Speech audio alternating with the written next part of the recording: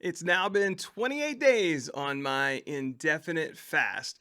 That's over 671 hours of just water and electrolytes.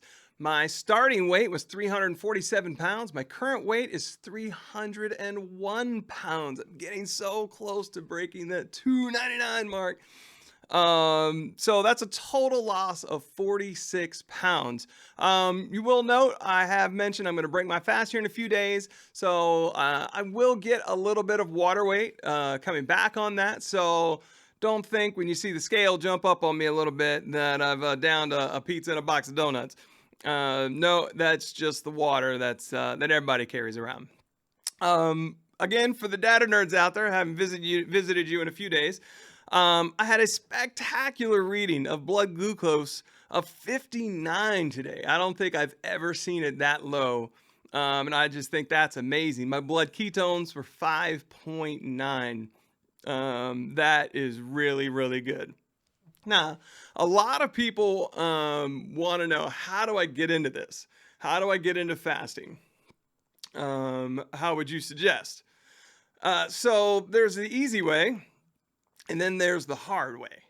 So there's this thing called metabolic flexibility.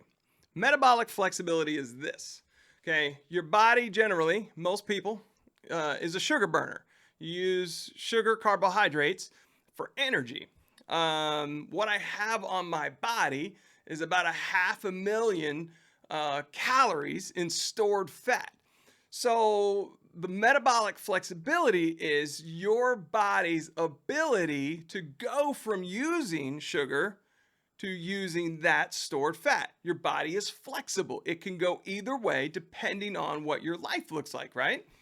And so if you are you've just been a standard American diet person your whole life and you've eaten sugar and you've never fasted before, you haven't done a carnivore diet, you're not doing keto, you've never like restricted your carbs, then you probably have very little metabolic flexibility.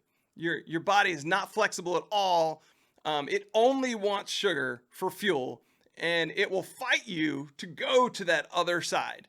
However, if you've done keto or if you've done carnivore diet, carnivore is where you just eat no sugar at all, no carbohydrates, you're just eating animal protein, then, or if you fasted a lot, then you probably have really good flexibility, or better than normal, better than average flexibility.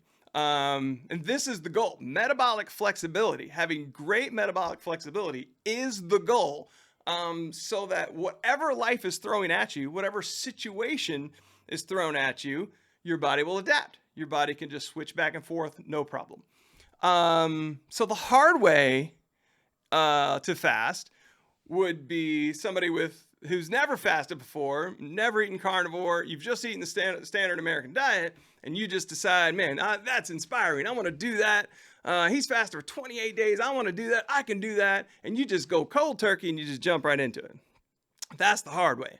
You're gonna be in a world of hurt for a minute when trying to fast. More power to you. Consult your doctor. Do all those things. Your body, your responsibility. But yeah, that's the hard way. So what's the easy way? Well, the easy way would be to slowly build up that metabolic flexibility, right?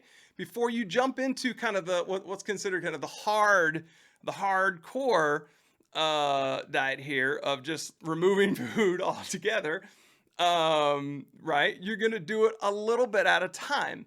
You're going to do a little elimination and a little bit of building so that you gradually increase that metabolic flexibility. So when the day comes that you decide to remove all food and just do water and electrolytes, it's an easier process. Now, there still might be some, like I have a day. I'm okay flexible, okay, but like I said, I was still eating a bunch of junk before this fast, which certainly hindered my flexibility, but I just had a day where it was a struggle for me, and that wasn't a big deal at all, and I expected it. I knew it was coming. I kind of did it to myself. But here's the easy way, okay? You build it. I'll try to do this real quick. So if you've just eaten the standard American diet, never fasted before in your life, here's what you do. You start out keto, a moderate keto. Keto is where you just limit your carbohydrates. Start out limiting your carbohydrates to 50 grams a day. Do that until you feel comfortable. Maybe a week, maybe 2 weeks. Then you limit it to more strict keto, less than 20 grams of carbs per day. You want to do total carbs, not net carbs. There's a lot of people out there that push net carbs. I'm just not buying it. Everything I've seen out there, it doesn't help. It really hinders you. It messes with your head. And it just stick to total carbs. Okay, so do that until you feel comfortable. Could be a week or 2. Then you're going to remove carbohydrates from your diet completely. Now, this might not be a process that makes you feel the best. Okay, you may have a few headaches, may have some caffeine withdrawal if you were doing caffeine or whatever. But so you're going to do the carnivore diet, and that's removing all carbohydrates. Okay, so do that until you feel comfortable, until you feel good. So once you feel comfortable with that, like I said, a week or 2, then you're just going to start to remove some things. You're going to remove breakfast. So you're going to wake up, you're just going to completely skip breakfast, and you're going to eat a carnivore meal for lunch and then a carnivore meal for dinner. And then you're going to do that until you feel comfortable, a week or 2, whatever. Then you're going to remove lunch. And you're going to do that until you feel comfortable.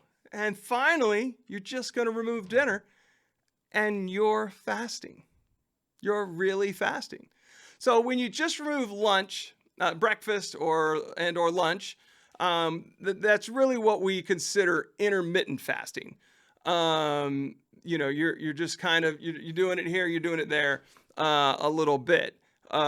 But when you remove breakfast, lunch, and dinner, that is full-on fasting. You ate dinner 6 p.m. the night before, then you skip breakfast, lunch, and then you skip that dinner. And then the next day, you're going to skip breakfast and lunch and eat that dinner. That's 47 hours of fasting. That's fantastic. That's killing it. So you can understand, you can see how easy it is if you just kind of build that up over time. You're eliminating the things that are kind of holding back your flexibility. And then you're building up that fasting muscle, skipping meals here and there. You're increasing your metabolic flexibility. You've introduced this concept to your body. Hey, sometimes we're going to go without sugar. So your body says, oh, okay, so now we're going to switch back over. We're going to go back the other way, or whatever.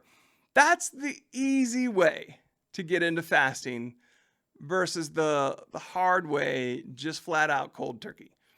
And so, yes, metabolic flexibility is the gold standard. It is what we all should strive for, to be able to go back and forth easily and just give our bodies, the most options on fuel so that we can do exactly what we want to do when we want to do it, because freedom is everything. And I love it. And so I hope moving forward here that this flexibility that I've built in, my goal will be to maintain this flexibility. So at some point I will reintroduce some carbs to my life. There are some carbs that I absolutely love that are real food, right? And so I will introduce that.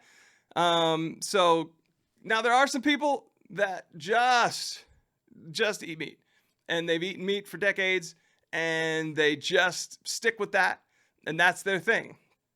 And that's great. And they're thriving. They're absolutely thriving. Carbohydrates, non-essential. You absolutely don't need carbohydrates to live. I'm proof right here. This is proof. I've gone 28 days, 0 carbohydrates, 0. And I feel great. I just went for a walk today, 2.5 miles, easy breezy, no problem. I feel good. You don't need carbohydrates to live. They're non-essential. There's this process, gluconeogenesis. Your body will just create whatever carbohydrates, whatever glucose your body actually needs, your body will create it. Your body is a miracle.